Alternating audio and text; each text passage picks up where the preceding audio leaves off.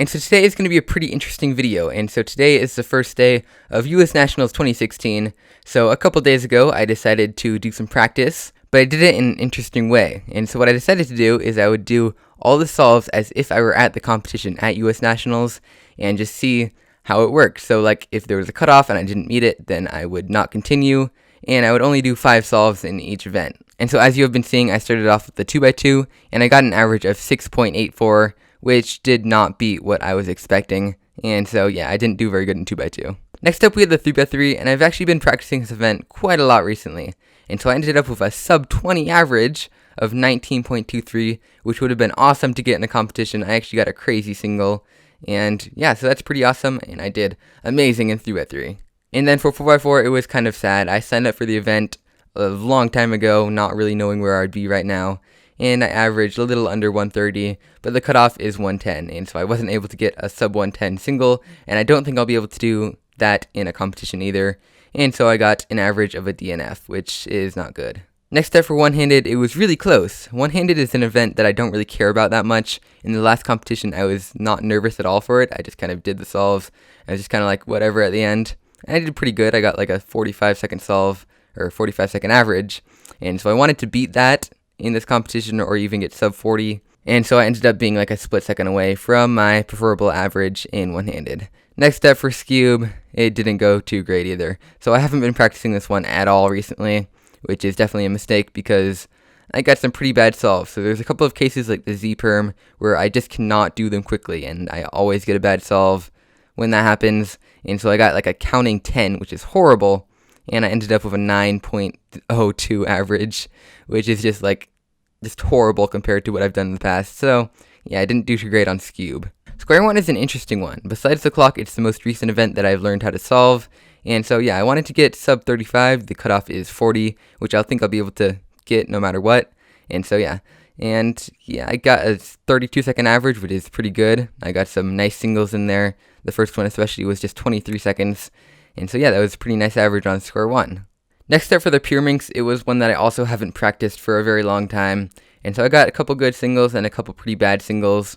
It really just depends on what the starting case is, the time that I get. It just depends on luck pretty much at this point. And so I ended up with a 7.43 average, which is alright. It beat my previous PB average in competition, but I still haven't gotten sub 7. So hopefully I will at the actual competition.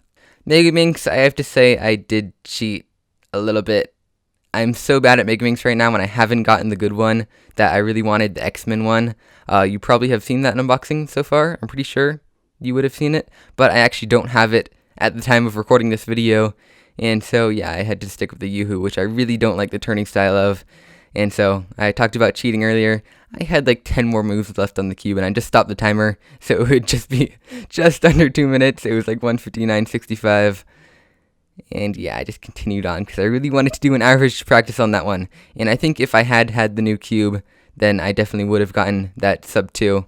And so yeah, I ended up with a 2:02.09 average, which it wasn't sub 2 like I wanted it, but it was still pretty good.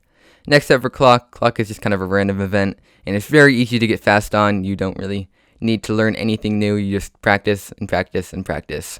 And I don't really know the scramble notation on this. They're all different, all the programs that I use, and so it just always confuses me, and so it takes forever when I try and do it, so I just kind of scrambled it randomly, which I think is better than the actual scramble notation that they give you. But yeah, I got a 19.4 average, which is pretty good. I beat the cutoff just barely, but I think I'll be able to do that at Nationals too.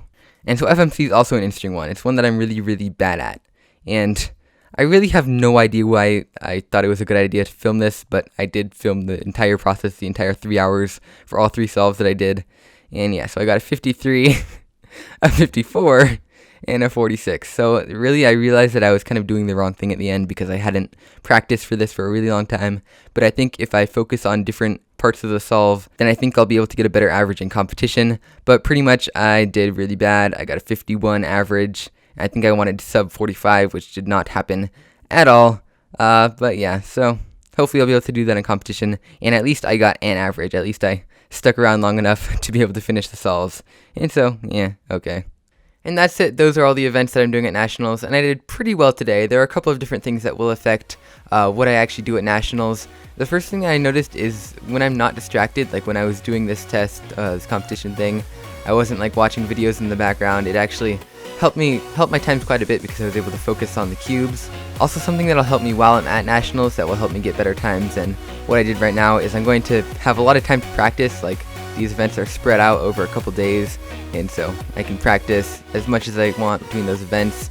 While in these solves I didn't get very much practice at all. And so yeah, if you're watching this video when it comes out, that means I'm in Oregon right now, and I'm about to compete in all these events within the next 2 days, so wish me luck. I hope I'll be able to get an average in Pyraminx and maybe even 4x4 if I do good. I don't know, we'll see, anything can happen. And so yeah, that's pretty much it for this video. If you liked it, you can leave a like down below to show me that you liked it.